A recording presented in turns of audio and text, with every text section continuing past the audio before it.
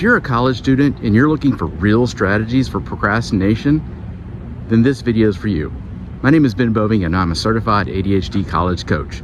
So I want to give you 4 simple strategies to help beat your procrastination problems so that you can have the best semester of your life. What's up, college students? Procrastination is something that I struggled with a lot when I was in college. I would constantly tell myself throughout the day that I really needed to start studying or I really needed to get started on that paper. And at the end of the day, I'd have nothing to show for. And then all of a sudden, these negative thoughts would just start to fill my brain. How lazy I was and why couldn't I be like the other students that just seemed to be really on top of their game? Well, what I did not know was procrastination has nothing to do with not caring or being lazy. It also has nothing to do with intelligence. So procrastination neurologically is really complex. It involves both the conscious and the subconscious brain. So for example, let's say you took a test a while back and you did terribly on it. Well, those negative feelings that you experienced after you got your grade back don't go away. They don't just dissipate. They kind of stay buried. And then they surface just at the right time when it's time to prepare for another test.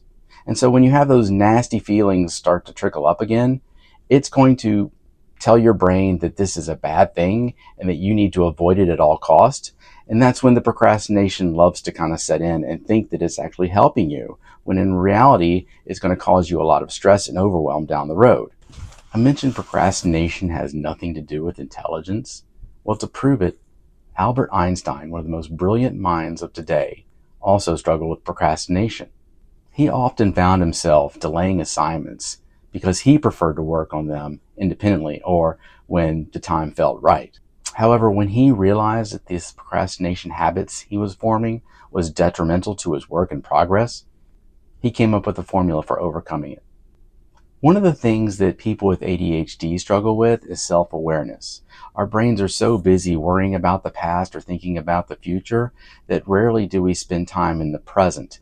So when we're not spending time in the present, we're unable to recognize how our behavior is actually impacting our progress, our personal goals. So take just a minute to think about how procrastination is really impacting your life. Now, I know it sounds like a silly question because it's obvious, but what happens is when we procrastinate, it's such a quick subconscious decision that rarely do we actually spend time thinking about the consequences.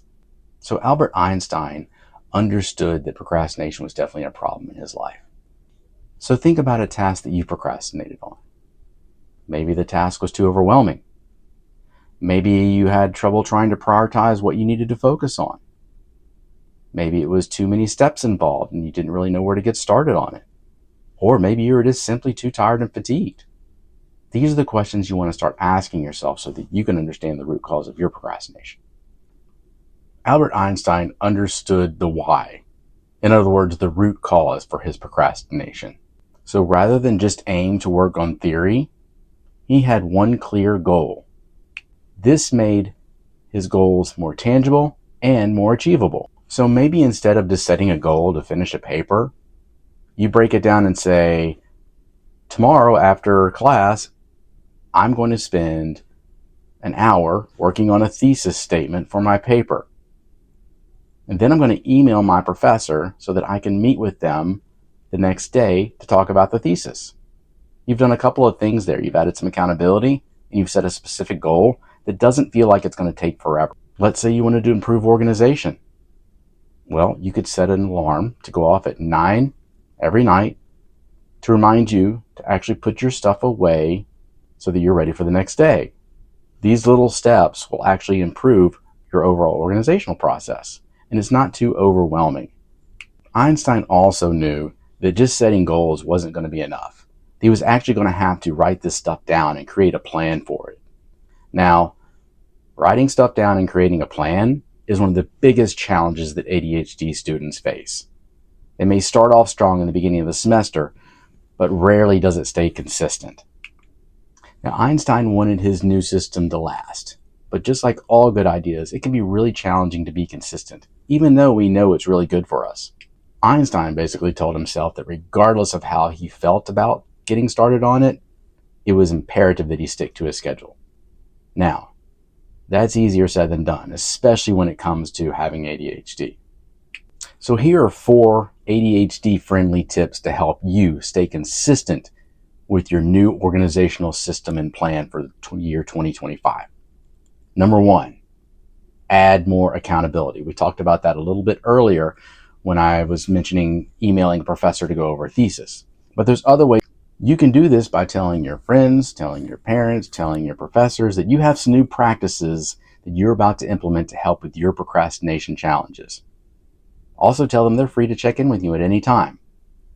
That just adds a kind of accountability to know that you're not the only one sharing these goals. So it does kind of give us a nice little push to stay consistent in our new endeavors. Number 2, know that it's not going to be perfect.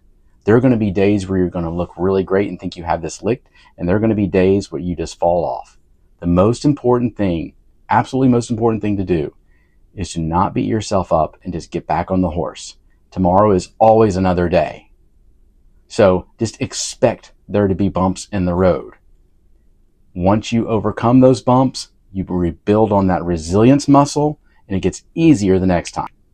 Number 3, focus on finishing rather than starting. If we focus on getting started, that often churns up some negative feelings that can make it even harder to get started. So whenever I want to procrastinate, and again, every morning I work out. I've been doing this for about 8 years, and every morning my brain tells me, you know what, maybe today is not a good day to do that. I never think about getting started. I think about how good is it going to feel to have this thing done, checked off my list. So focus on the finishing of whatever the task is. And finally, number 4, understand the value. Look, this stuff's going to get monotonous over time. Every time you push through and get the stuff done, you are aligning with the student that you want to be, the one that you want to look in the mirror and say, I'm really proud of this person. This is the student that I know I'm capable of, and I'm performing at a level that I know I am capable of. So it's going to get boring. You're going to have bumps in the road. Push through, because every time you push through, again, that builds resilience and that resilience muscle, and it's going to only make it easier the next time around. College students, thanks so much for watching the video. I hope that it gives you some tips to help with your procrastination challenges and you have the best semester you've ever had. If you have questions or comments, please do put them in the comment section. If you really like this video, I'm going to have a lot more videos. Go ahead and subscribe. That would be awesome. And also, if you want more tips on how to college with ADHD, I do have a book out that basically incorporates my most favorite strategies that I've used when working with college students over the years on time management and organization and procrastination and all that good stuff. So go ahead and if you want more, you can always buy that book on Amazon. And I look forward to putting some more videos out to help you be the college student you know you're capable of. Thanks again.